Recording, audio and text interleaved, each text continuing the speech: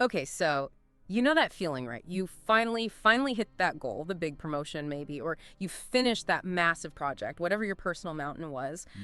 And then just this weird flatness, like the party's over before it even started, and you're just kind of standing there thinking, huh, is that it? Yeah, that is this it moment. It It's is. such a common thing today, almost uh, quintessentially modern, wouldn't you say? Totally. It feels like we're always chasing something shiny on the horizon, but when we get there, poof, it just dissolves. Exactly. And we're absolutely bombarded, aren't we? With this idea that achievement is the thing. Self-improvement, productivity hacks, external validation. It all promises this, future happiness that, well, it never quite shows up. Right, we keep striving, keep reaching, keep ticking boxes, but that feeling of real, lasting contentment still feels just out of reach. And it's not like it's just a personal failing, is it? I mean, look around. No, definitely not. There's this whole industry, right? Built on optimizing everything.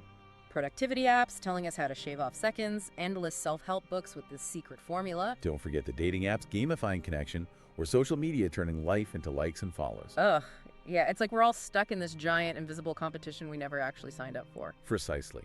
And, if we were to put on a different hat for a second, maybe a psychoanalytic one, Okay. we might start seeing this relentless chase not as the cure for dissatisfaction, but maybe as a symptom of something else entirely. A symptom. So all this focus on the outside stuff, the job title, the perfect relationship, the follower count, it could actually be like a distraction. It's a real possibility Yeah. that this constant need for more, for the next achievement, might be a really elaborate way of, well, avoiding looking at deeper, maybe more uncomfortable stuff inside. Okay, let's unpack that because if all this striving, all this winning isn't actually delivering the happiness goods, if that is it, feeling keeps crashing the party, then what is driving the bus? What's really going on under the surface? Well, one way to think about it is that this whole perpetual motion machine of achieving things might be powered by an unconscious need, a need to avoid confronting some really fundamental things within ourselves. Like what kind of things? Big things, existential things maybe, anxieties about who we are, what life means, our own worth, maybe even our own mortality deep down. It's easier in a way to focus on getting that promotion than it is to sit with a feeling of, say, fundamental insecurity. So it's like a psychological sleight of hand. We funnel all this energy into goals we can measure, goals out there. Exactly, instead of facing the internal stuff head on. So that drive for career success, maybe it's unconsciously linked to a need to finally feel good enough. Or chasing that perfect relationship could be a way to avoid facing being alone, truly alone with ourselves. Huh. So the achievement itself isn't really the point. It's more about what we hope it will fix or soothe inside. That's a key idea, yes. The drive might be less about the actual goal and more about unconsciously trying to quiet some inner turmoil, some feeling of lack or inadequacy. Wow. Okay, so my jam-packed schedule, my endless to-do list. Yeah. Could that actually be a strategy? A way of keeping the really big, messy, uncomfortable questions locked away? Like, if I'm busy enough doing things, I don't have time to feel whatever it is I don't want to feel. That's a really crucial insight. It connects to this psychoanalytic concept called repeticular compulsion. Repetition compulsion. Sounds repetitive. It kind of is. It's this unconscious tendency we have to repeat patterns, to find ourselves in similar situations or chasing similar goals, even if they don't actually bring us lasting satisfaction. So we chase one achievement, feel that flatness, then immediately start chasing the next one, hoping this time will be different. Exactly. Hoping this one will finally be it, the one that fills that inner void. But it rarely works long term because the void wasn't caused by a lack of external success in the first place. It comes from those unresolved inner things you mentioned. Precisely. We're essentially rerunning the same psychological script, chasing the same kind of external validation because we haven't understood the underlying motivation, the reason why we feel the need to chase it so desperately. Okay, so we're stuck on this loop.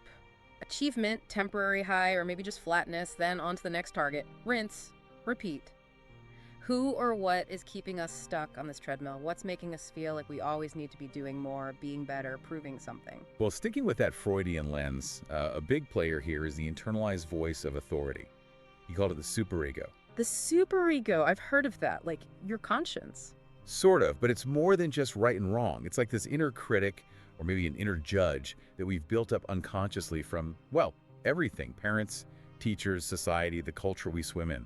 It absorbs all these rules and expectations and ideals. Ah, so it's the voice that whispers, not good enough, even when you've objectively done well. That's a huge part of it.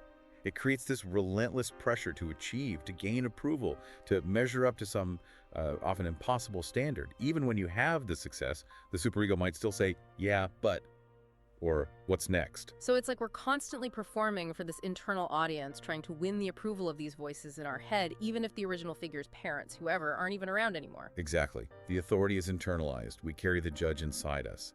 And this constant striving, especially perfectionism, can often be, deep down, a defense mechanism. A defense against what? Against criticism, Yeah. against judgment, against that deep primal fear of shame or inadequacy. If I do everything perfectly, the thinking goes, maybe no one can fault me. Maybe I'll finally feel okay. But it backfires, doesn't it? Because striving for perfection is exhausting and impossible. It's a paradox. The very thing we use to protect ourselves, this relentless perfectionism, often becomes a major source of anxiety. It makes us incredibly vulnerable because the fear of not being perfect, of failing, becomes immense. So we build this fortress of achievements trying to look invulnerable, but inside we're just hiding this really fragile sense of self-worth that the superego keeps poking at. That's a very good way to put it. And, related to this is how we might think about envy. Oh, envy. Yeah. Scrolling through social media can be brutal sometimes. Right. But from this perspective, envy isn't just wanting someone else's car or job or perfect-looking vacation. It can be more complex. It might actually be a projection. A projection of what? Of parts of ourselves that we've disowned or suppressed. Mm-hmm. When we feel that sharp pang of envy looking at someone else's success or apparent happiness, it might be because they are embodying qualities or pursuing potentials that exist within us, but that we haven't acknowledged or dared to pursue. Whoa. So that jealousy I feel looking at someone's amazing creative project, it might actually be my own ignored creativity calling out. It's a possibility worth considering. It might be less about them and their reality, which is probably curated anyway, and more about what their image reflects back to you, about your own unmet needs, your own buried potential. Okay, that lands. It shifts the focus back inward. And this ties neatly into another idea: displacement. Displacement, like moving something from one place to another. In a psychological sense, yes. Those deep fears we talked about earlier, those unacknowledged desires or insecurities, instead of dealing with them directly, which can feel overwhelming or scary, we displace them.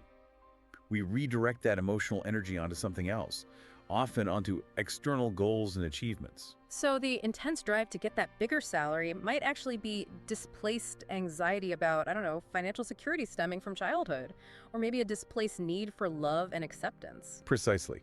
We pour all our psychic energy into achieving the external thing, hoping, unconsciously, that reaching that goal will somehow fix the internal problem it's standing in for. But it doesn't, does it? Because it's the wrong target. It's like putting a Band-Aid on a broken bone. Exactly.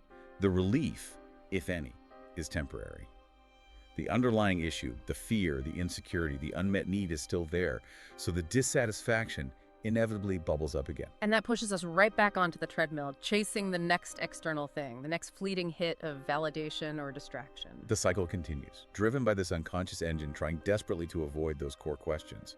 Who am I, really? What genuinely fulfills me? What makes my life feel meaningful beyond what society tells me should matter? Okay, so maybe this persistent feeling, this is it, after we achieve something, maybe it's not a sign that we failed, or that the achievement wasn't big enough. Maybe not.